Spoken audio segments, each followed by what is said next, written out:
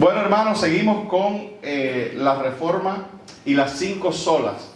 La Reforma, este evento que ocurrió en 1517, cuyo origen fue esas 95 tesis que Martín Lutero pegó en la puerta de la iglesia de Wittenberg, donde expresaba 95 protestas que él tenía contra el régimen y las desviaciones de la Iglesia Católica de ese tiempo. Algunos historiadores dicen, y esto es importante, porque a lo mejor tú dices, lo que quería Lutero era prenderle candela al bosque. Realmente estas 95 tesis, aunque hoy a la distancia lo vemos como quizás 95 protestas agresivas, eran más bien 95 invitaciones al diálogo, 95 invitaciones al debate y a la consulta bíblica sobre las cosas que se veían que no eran realmente escriturales. Ese fue el inicio de esto que conocemos como la Reforma, como ustedes saben.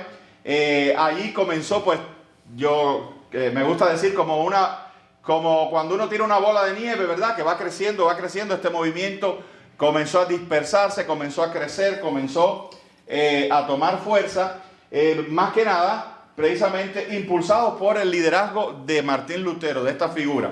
Yo les he dicho que Martín Lutero, a pesar de que fue, podemos decir, el padre fundador de todo esto, él no fue el único reformador que, digamos, ganó renombre. Acuérdense, este fue un proceso que duró muchos años, no fue cuestión de un día, ni fue todo color de rosa. Como son las cosas en la iglesia, como es el avance del cristianismo, es un avance ascendente, pero que tiene momentos de estancamiento, momentos bajos, momentos altos, pero en sentido general es un avance hacia arriba. Existieron otros reformadores, incluso este tema que hablamos de las 5 solas, no fue que Martín Lutero salió un buen día y dijo, mira, aquí están las 5 solas. De hecho, de estas 5 solas o de estos 5 postulados teológicos importantes que llegan hasta nuestros días, en las 95 tesis de Lutero nada más se abordan los 2 primeros. Claro, no se abordan los 2 primeros porque él los puso, sino simplemente fueron los 2 que salieron. Porque estas 5 solas fue un compendio que se fue estableciendo con los años. Pero les decía, hubo otros reformadores. Ulrico Zwinglio fue un reformador suizo también muy importante. Y él también postuló sobre esto, sobre las solas, y también fue cabeza de la Reforma. Pero todos los historiadores coinciden que probablemente el más grande, el más descollante de los reformadores es esa figura que nos ha llegado hasta nuestros días y que mucha gente no entiende porque a veces no se le ha enseñado correctamente, pero se llamó Juan Calvino. Juan Calvino, digamos que fue un poco más universal en su reforma, fue un poco más completo en su reforma y pudiéramos decir que más profundo también. Era un hombre eminente, inteligente, escribió muchísimo, llegó a fundar una ciudad, quiero decir, llegó a fundar un orden social cristiano en una ciudad, en la ciudad de Ginebra, que agarró tal auge que hubo un momento en que los católicos tenían Roma y los protestantes tenían Ginebra. Estableció Ginebra como la capital mundial del protestantismo. Allí él fue pastor y predicador por muchos años. De hecho, un tiempo tuvo que salir y estuvo como 2 años ausente por problemas internos y luego regresó. Y famosamente es notorio que regresó y comenzó a predicar en el pasaje, en el versículo siguiente que había dejado 2 años antes. O sea, continuó. Estoy hablando de Juan Calvino. Pero bueno, habíamos hablado yo les he ido diciendo algunas cositas de Martín Lutero. Ustedes saben ¿y cómo era Lutero? Bueno, como ustedes saben, Lutero era un monje alemán, brillante, que él tiene su conversión él mismo, y estas cosas que estamos hablando son dichas por él mismo, no son cuestiones de la historia, son documentos gráficos que él ha dejado. Por ejemplo, su conversión, y digamos que al centro de la Reforma está este texto que yo te voy a leer. Este texto que yo te voy a leer, aunque tú dices, bueno, eso no tiene nada que ver con la Reforma, tiene que ver en el sentido que lo cambió a él. Y al cambiarlo a él y convertirlo verdaderamente en un cristiano, porque fíjate lo que te voy a decir, él llevaba años siendo monje. Había pasado no sé cuántos seminarios, era un tipo eminente, profesor de universidades, etcétera, etcétera, etcétera. Sin embargo, conocía de Dios, conocía la Biblia, pero no se había convertido. Para que tú veas que a veces el cristianismo puede ser una cosa cultural, y eso pasa hasta nuestros días, que hay gente que se cree que es cristiana porque va a la iglesia, conoce cómo se habla en la iglesia, conoce el Dios te bendiga, hermano, voy a orar por ti, conoce 3 o 4 versículos, todo lo puedo en Cristo que me fortalece, probablemente es lo único que se sepa, etc. Y se creen que son cristianos, pero en su corazón no brilla verdaderamente la verdad de Jesús y la obediencia a Jesús. Todavía son dueños de sí mismos, todavía el pecado para ellos es una cosa muy normal, no sienten ningún tipo de remordimiento. Para ellos las cosas de Dios son como una especie de hobby o un cine al que ellos van un buen día a ver una buena película y pasar un rato. ¿Ven? No viven para Cristo verdaderamente. Ellos quieren que Cristo viva para ellos y les acomode sus pecados y todas esas cosas, ¿verdad? No, eso no es conversión. Eso es un cristianismo cultural, y el cristianismo cultural no va a salvar a nadie.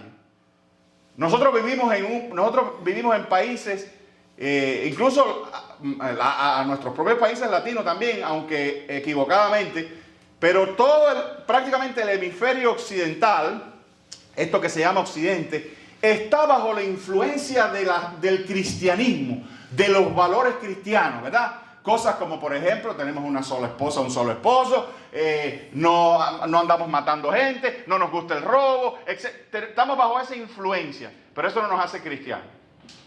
Podemos estar incluso un poco bajo la influencia de la compasión cristiana, pero eso no nos hace cristianos. Para nosotros ser cristianos, nosotros tenemos que tener una experiencia, un encuentro personal con Cristo Jesús.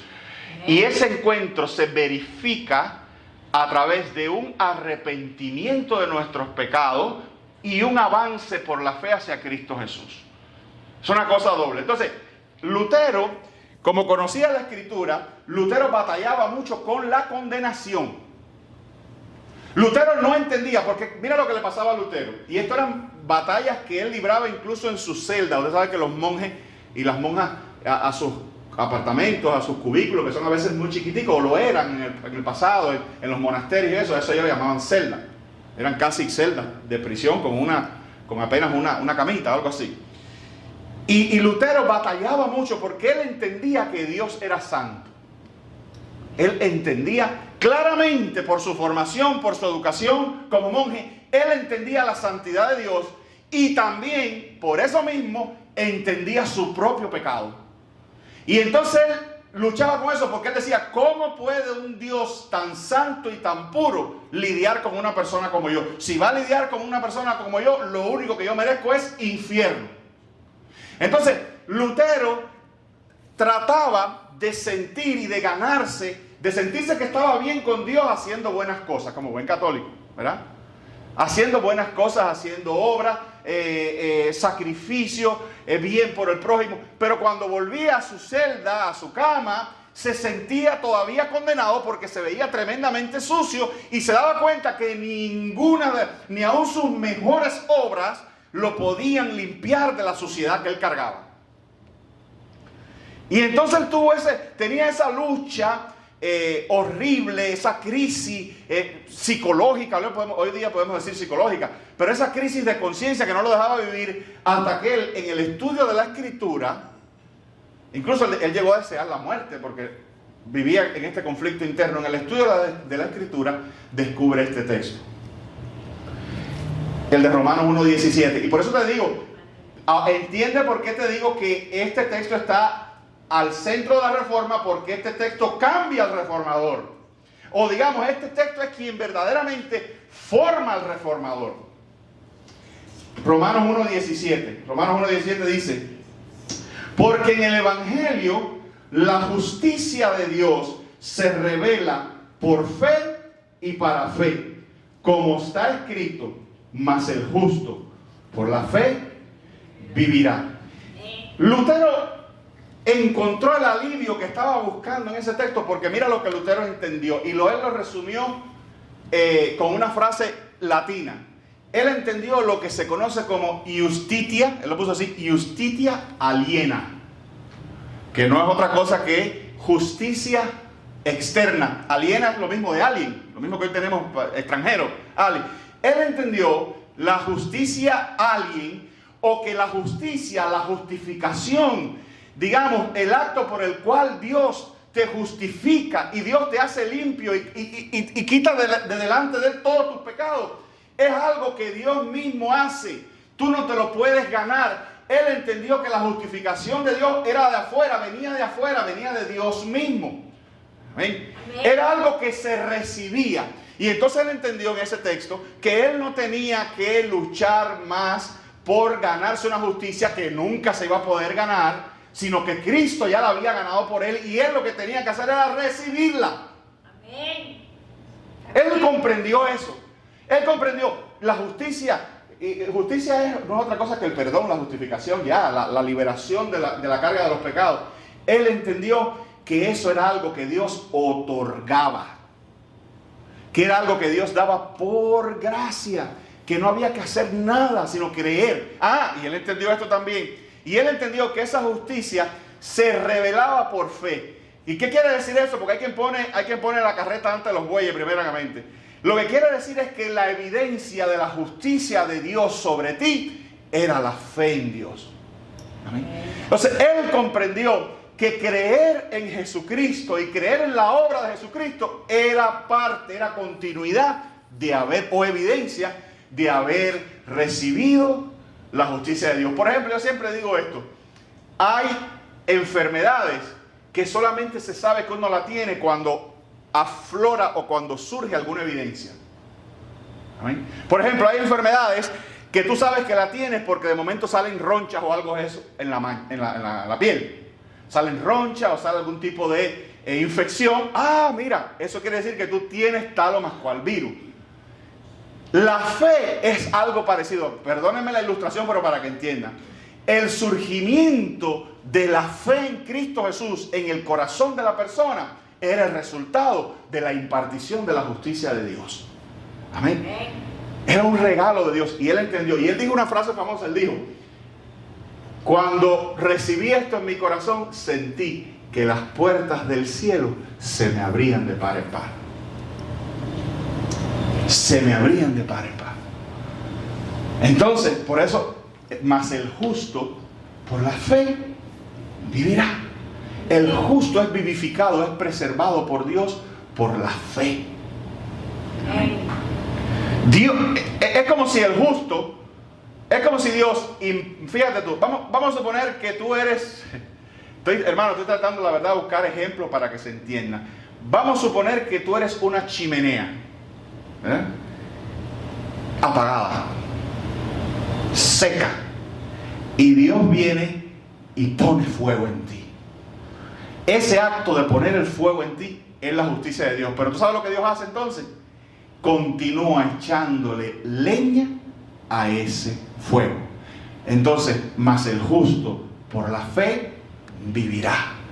Entonces, si ese fuego es la fe que te mantiene funcionando verdaderamente como una chimenea, y esa fe es mantenida por la misma gracia de Dios, que va poniendo leña ¿te entiendes? En tu fuego, y va manteniendo eso. Él no tenía ni que prenderle el fuego, porque él no tenía para poner el fuego. El fuego en una chimenea apagada y seca no tiene cómo ponerse fuego. Él sabía que Dios le había puesto el fuego, y él sabía que Dios era quien sostenía el fuego. Entonces eso a él le dio la paz y la tranquilidad de que solamente tenía que recibir en su corazón la invitación y la justicia que Dios ya había logrado a favor de él en Cristo Jesús. Amén, amén. ¿Por qué? ¿Qué tuvo que entender? Y perdóname que me extienda aquí. ¿Qué tuvo que entender Lutero? Esto es importante. ¿Qué tuvo que entender Lutero?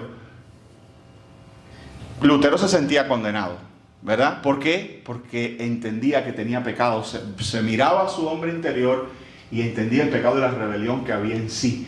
Y sabía que un Dios justo tenía que necesariamente, era un gran teólogo, sabía que un Dios justo no podía bajo ninguna circunstancia dejar sin castigo el pecado, tenía que castigar el pecado, pero entendió que Dios había resuelto ese problema castigando a Cristo Jesús, depositando los pecados tuyos y míos y de la humanidad en Cristo Jesús.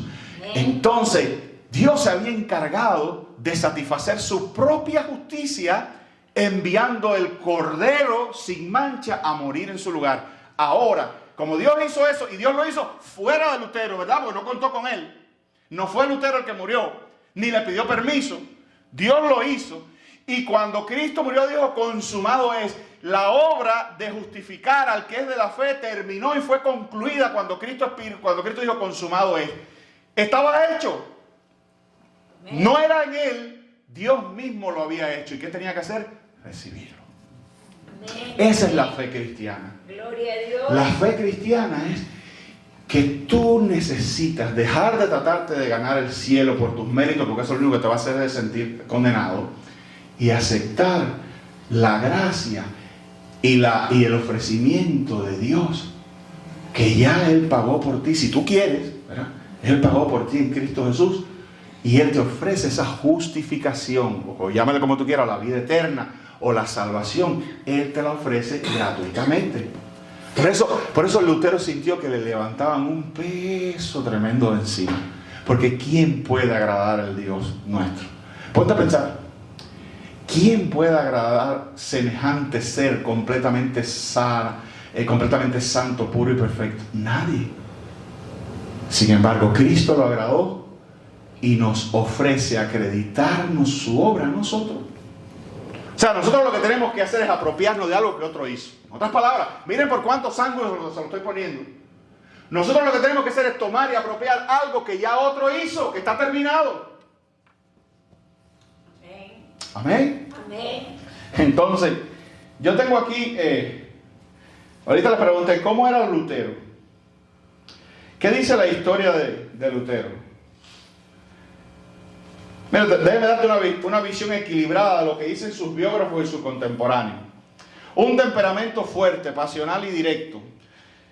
Historiadores como Roland Beiton en Aquí estoy y Heiko Oberman en Lutero, hombre entre Dios y el diablo, coinciden en que Lutero tenía un carácter explosivo, impulsivo, vehemente, hablaba con franqueza, brutal, sin filtro, de gran convicción. Cuando creía tener la verdad bíblica no cedía ni ante papas ni ante príncipes. Con lenguaje duro, en sus escritos y debates podía usar palabras muy ásperas contra sus oponentes, teólogos, papas, judíos, campesinos rebeldes, etc. Con sentido del humor sarcástico, a veces sus cartas o sermones combinaban ironía y burla y hasta expresiones altisonantes, típicas de su época y de su trasfondo como monje alemán del siglo XVI. A la vez, profundamente sensible y espiritual. Sufría ansiedad espiritual, lo que llamaba Anfestungen, o sea, luchas internas, culpa, miedo al juicio de Dios. En cartas a Melanchthon y su esposa Catarina se mostraba tierno y agradecido, incluso humorista. Pasaba de la alegría ferviente a la melancolía, algo que hoy algunos psicólogos describen como un temperamento colérico melancólico. ¿Cómo influyó su temperamento en la Reforma? Su coraje y tenacidad lo hicieron desafiar a la institución más poderosa de su tiempo. Pero también su falta de diplomacia le generó rupturas con Erasmo, con los reformadores radicales y con algunos príncipes que querían moderación. Su autoridad moral se fortalecía porque hablaba con pasión de quien había luchado en carne propia con Dios y con su conciencia. Amén. ¿Ven? Te digo porque todos los seres humanos no somos blanco y negro, ¿verdad? Todos los seres humanos somos complejos y tenemos matices. ¿Y por qué te digo esto? Porque tú ves a Lutero y te dices, ay, yo no podré nunca ser como él porque era tan perfecto, el cisne de Dios. No, no lo era. Porque aquí para que Dios te use, lo único que hace falta es un corazón dispuesto. No uno perfecto, un corazón dispuesto. Dios te usa y Dios es suficiente para sacar lo mejor aún de nuestras propias debilidades y vulnerabilidades, como lo era Lutero. Amén. Así que nadie se sienta descalificado nunca para que Dios lo use. Amén. Bueno, el domingo pasado empezamos con las 5 solas y recuerden, empezamos con sola escritura, que la palabra de Dios, acuérdate, estamos hablando de estos de estas 5 purificaciones que hicieron los reformadores a lo largo de estos años que llamamos como la Reforma. Estas purificaciones. Y la primera fue el entendimiento de que solamente la Escritura, los cristianos nos guiamos y como dicen los bautistas que tienen una frasecita que dice que nuestra norma de fe y conducta es la Escritura. El cristiano verdadero encuentra en la palabra de Dios la palabra de Dios. Amén. El cristiano verdadero encuentra en la Escritura y con ella tiene suficiente. Yo quiero que ustedes sepan, hermanos, ya les dije, le busqué algunos textos, no se los voy a leer otra vez. Gálatas 1 del 6 al 10, 2 de Timoteo 3 del 15 al 16, Juan 5, 39. Ahora bien, estudiando y preparándome para este tema, encontré una cosa fascinante. Yo te he dicho a ti, y yo sé que tú no me crees, pero yo te he dicho a ti que el cristianismo, y principalmente el cristianismo reformado, este del que te estoy hablando, este es del que estamos hablando, de este rollo que comenzó Lutero, tuvo una increíble influencia en el desarrollo del mundo moderno. Y te voy a decir algo, por ejemplo, tú lees esto, sola Escritura, y tú dices, bueno, ok, los cristianos entendimos que es solo la Biblia. ¿Qué influencia pudo haber tenido eso en el desarrollo de la humanidad? Oh, muchísimo. Te voy a decir todas las influencias que alcanzó. Por ejemplo, la sola Escritura tuvo un tremendo impacto en la generación y la creación de conocimiento. ¿Tú sabes por qué? Porque cuando se postularon la sola Escritura puso al alcance del pueblo la Escritura. Como ya te dije, Martín Lutero la tradujo en alemán y se empezaron a surgir las traducciones en las lenguas de los pueblos. Comienza la imprenta, que también te dije que fue un invento contemporáneo que propulsó todo esto. Pero obviamente, ¿tú sabes qué vino aparejado con eso? La alfabetización.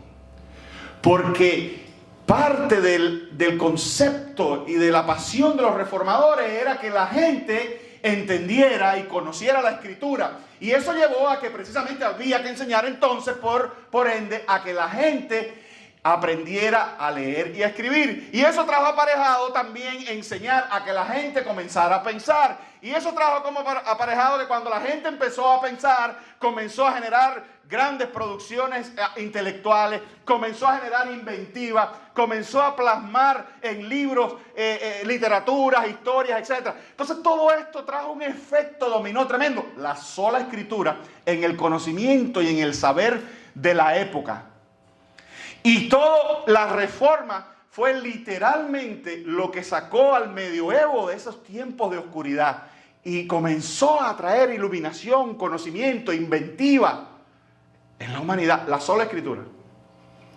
Claro, esto no fue de un día para otro, pero fíjate que qué sentido tiene. ¿Qué sentido tiene? Yo te traduzco la Escritura y la pongo en tus manos y te enseño a leer para que la puedas.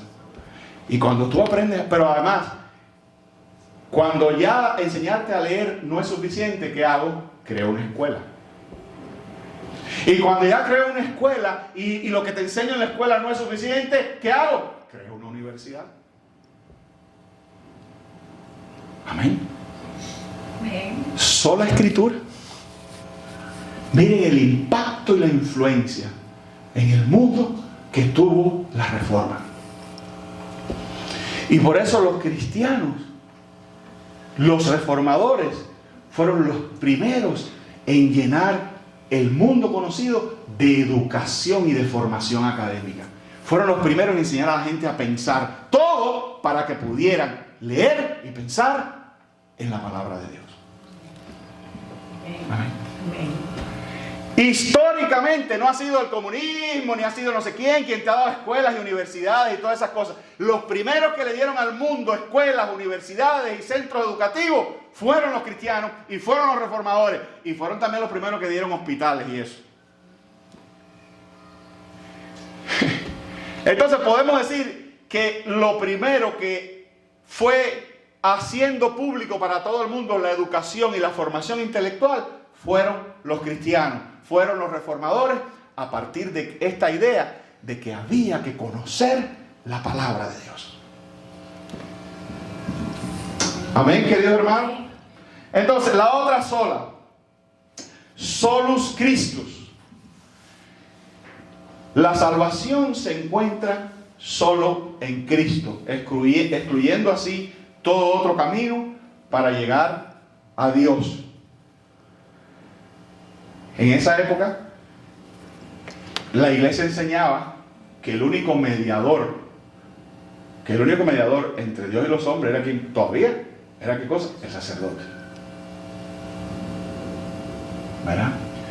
La iglesia enseñaba que solamente la iglesia era la administradora de los bienes celestiales y del conocimiento. La iglesia católica era quien te explicaba quién era Dios y era quien te abría o te cerraba la puerta. Básicamente que en época de Lutero, si tú querías de alguna manera llegar a Dios, no podías hacer por tus propios medios. Jamás Jesús se iba a dignar a atenderte a ti. ¿Eh? De hecho, yo quiero que tú sepas, hermano, eso la gente ni en la mente lo tenía. Ni en la mente lo tenía.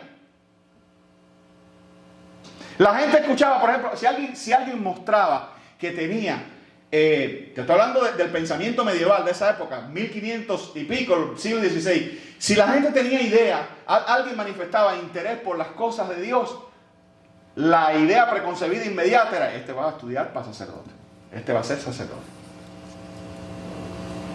Esa era la idea, que para llegar a Dios había que ser sacerdote y había que obedecer y hacer todo lo que la iglesia decía, cuyo máximo representante y probablemente Dios en la tierra era el Papa. Los reformadores vienen y acaban con todo eso.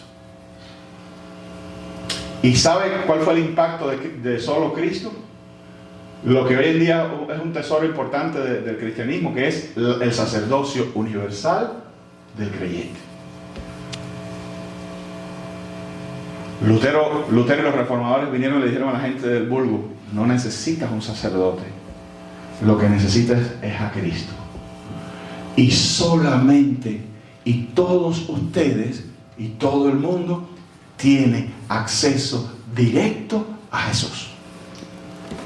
No hace falta papas, ni sacerdotes, ni cardenales, ni intermediarios. Lo que necesitas es solo a Cristo. Te digo esto para que de una vez y por todas quites el católico que llevas adentro y pienses que no, que hay alguien que debe tener un contacto mejor con Dios que yo. Y por él, tú no has visto a la gente que siempre está pidiendo oración. Hay gente que siempre está pidiendo oración. No digo que eso sea malo, es bueno pedir oración. Pero hay gente que tú te das cuenta que como que sienten que la oración de ellos no es suficiente. Como que sienten que ellos no tienen la misma, que hay alguien que tiene más conexión que Dios. De hecho, hay gente que piensa que nosotros los pastores tenemos mejor conexión con Dios que ellos, por el simple hecho que somos pastores. Probablemente tengamos más responsabilidad, pero conexión, tú también. ¿O tú te crees que Dios no te oye a ti? Claro, Dios te escucha a ti también. Amén. Bien. Entonces sí, es bueno pedir oración, pero comienza a orar más por ti y a usar esto que costó tanto, esta posibilidad, esta revelación, no revelación porque estaba en la escritura, pero digamos develar de esta verdad que por muchos años se le mantuvo oculto al pueblo, y es que tú tienes acceso directo a Cristo Jesús y que Él es todo lo que tú necesitas. Solo Cristo. Tú no necesitas sacerdotes, claro, tú necesitas pastores y líderes y eso para instrucción, todo eso está bien, pero Dios a ti te escucha. Amén. Amén. Hechos 4 del 11 al 12 dice: este Jesús es la piedra reprobada por vosotros los edificadores, la cual ha venido a ser cabeza del ángulo. Y en ningún otro hay salvación, porque no hay otro nombre bajo el cielo dado a los hombres en que podamos ser salvos. Bien. No dejes que nadie te manipule a compartir la salvación con ningún, porque no hay otro nombre dado a los hombres bajo el cielo en que podamos ser salvos. Solo Cristo. Amén.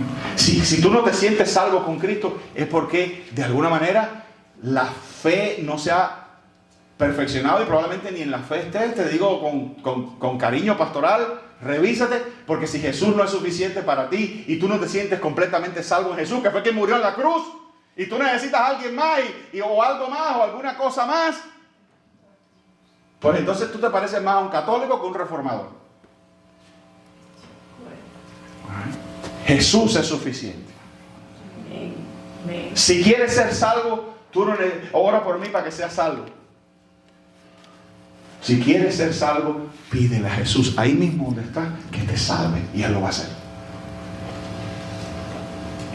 Ningún sentimiento ni ninguna asociación sustituye eso. No, yo debo ser salvo porque me voy a la iglesia. No dice que la iglesia es quien salva. No, yo debo ser salvo porque yo oigo mucho a este pastor más bueno que sale por la radio. Nada de eso. Tú eres salvo porque en ti surge esa fe que te produce un profundo arrepentimiento por tus pecados y una profunda necesidad de Jesús. Él es tu Salvador. Amén. Como el siervo brama, ¿verdad?, por las aguas, así tiene mi alma sed de ti, mi Dios. Esa es la salvación. Amén. Dice Segunda de Pedro 1:3. Segunda de Pedro 1:3 dice: como todas las cosas que pertenecen a la vida y a la piedad nos han sido dadas por divino poder, mediante el conocimiento de aquel que nos llamó por su gloria y excelencia. Fíjate lo que sintió Lutero. Oye, dice, como todas las cosas que pertenecen a la vida, obviamente no se estaba refiriendo solo a la vida física, que pertenecen a la vida y a la piedad, que es otra manera de decir el evangelio, nos han sido dados por su divino poder. Acuérdate que eso fue lo que entendió Lutero, que le habían sido dados. Amén. Mediante el conocimiento de aquel que nos llamó por su gloria y excelencia. Es otra vez la idea de la mancha, de las manchas que revelan una enfermedad secreta que está ahí. El secreto es ese llamado del Espíritu Santo. La mancha es ese conocimiento, esa fe, esa atracción. Jeremías lo ponía de otra manera. Jeremías decía: me sedujiste y fui seducido. Creo que David decía: las cuerdas me cayeron en lugares deleitosos. Las cuerdas, las sogas, me cayeron en lugares deleitosos. Esa atracción hacia Jesús que Dios te da. Amén. Esa es la evidencia de su fe, de su llamado a ti, de su salvación. Y por último, aquí en Solo Cristo, Colosenses 2, del 9 al 10. Porque en Él habita corporalmente toda la plenitud de la deidad. Oye esto, esas son palabras fuertes. Porque en Él habita corporalmente, quiere decir en su cuerpo, porque Cristo tuvo un cuerpo. Y hasta ese entonces eso no se había oído nunca de Dios corporalmente. Entonces pudiera haber, pero no es Dios porque es un hombre, mira, se parece a mí. No, espérate, dice la Biblia, no. Si tiene nuestra forma, tiene pelo, tiene cabeza, tronco y extremidades, pero eso es un cuerpo, pero en Él habita corporalmente toda la plenitud de la deidad. Toda. O sea, no hay nada de Dios que a Cristo le falte. No hay atributo de lo divino que a Jesús le falte. En Él habita corporalmente toda la plenitud de la deidad, y vosotros estáis completos en Él, que es la cabeza de todo principado y potestad. Eso incluye los demonios también. Y vosotros, repito, deja que esto te penetre. Y vosotros estáis completos. ¿Le falta algo? Completos. ¿Falta algo en la salvación ahí? Completos en Él. No dejes que nadie te quite esa plenitud y que quiera añadir algo a eso, porque eso cae casi hasta en la blasfemia. Si alguien nos mete en la cabeza que algo nos faltó, es porque eso va contra la obra de Jesús, la plenitud de Jesús. Vosotros, dice Dios, y recibe, hermano, dice Dios, estás completo en Cristo Jesús. No te falta nada.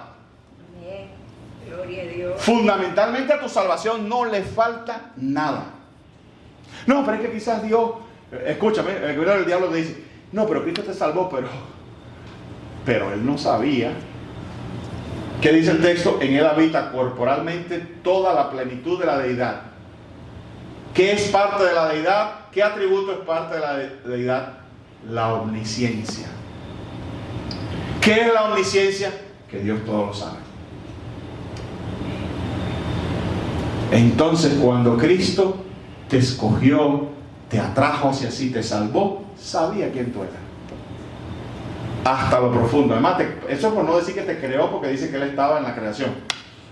Pero Pastor Tony, y Él no sabe lo que voy a hacer mañana. Volvemos a lo mismo. Omnisciencia. El conocimiento que tiene Dios no es tú nunca, bueno, tendría ahora yo que meterme una hora aquí explicándote sobre los atributos de Dios. Pero omnisciencia no quiere decir que Dios sabe todas las cosas una detrás de otra.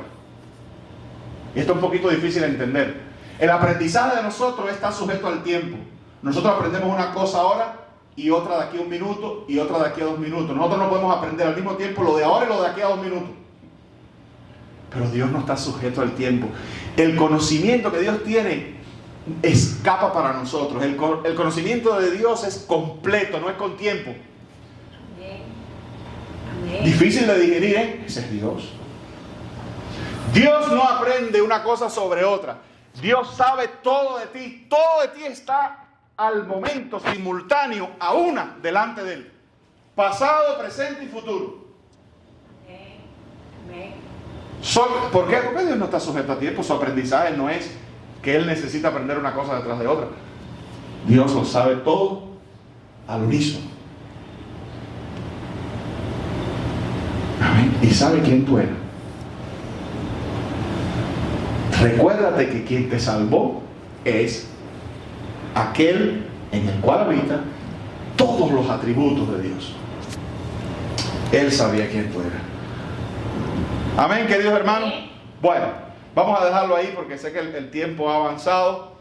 Déjame ver si Dios me da la sola gracia y terminamos el domingo que viene las otras que quedan.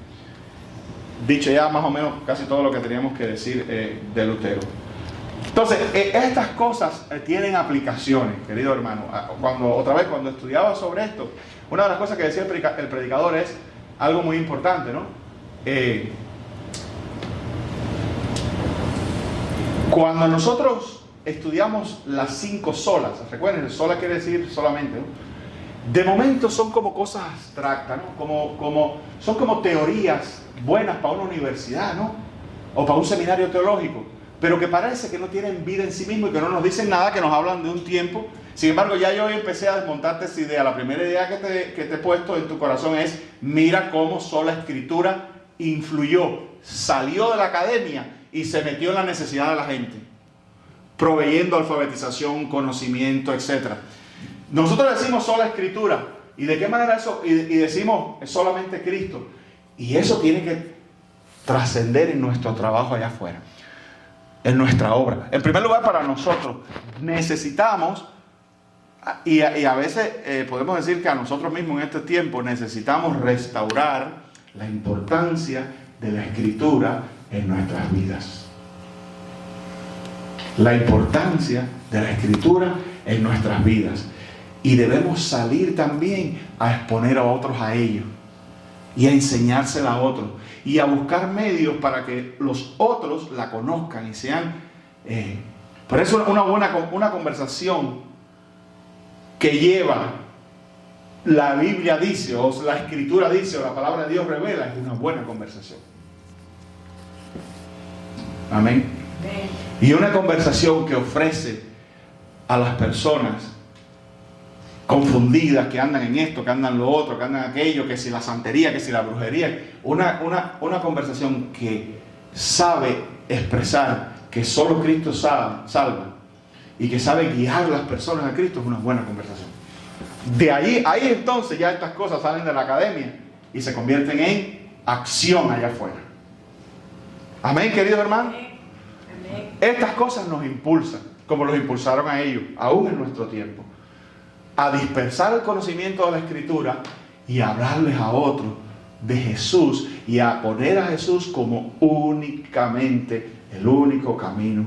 Yo soy el camino. Ese texto me faltó. Yo soy el camino, la verdad y la vida, y nadie viene al Padre si no es por mí. Amén. Entonces salgamos en ese espíritu. Fíjense que, con esto, déjenme terminar con esto. Con los años, los reformadores le añadieron una sexta, no sola, pero le añadieron una sexta, pudiéramos decir, definición. Y en latino era Ecclesia Semper Reformata es. Algo así como la iglesia siempre reformando, como que continuaba. Algo así como la iglesia una vez reformada continúa. Era lo que decía. Y era la idea de que la iglesia misma debe seguirse reformando y purificando y siempre alineándose en primer lugar con la Escritura, con Cristo, con Dios, con todas estas cosas. Amén. Entonces la reforma no paró, continúa en nuestros días. Que Dios nos bendiga, queridos hermanos.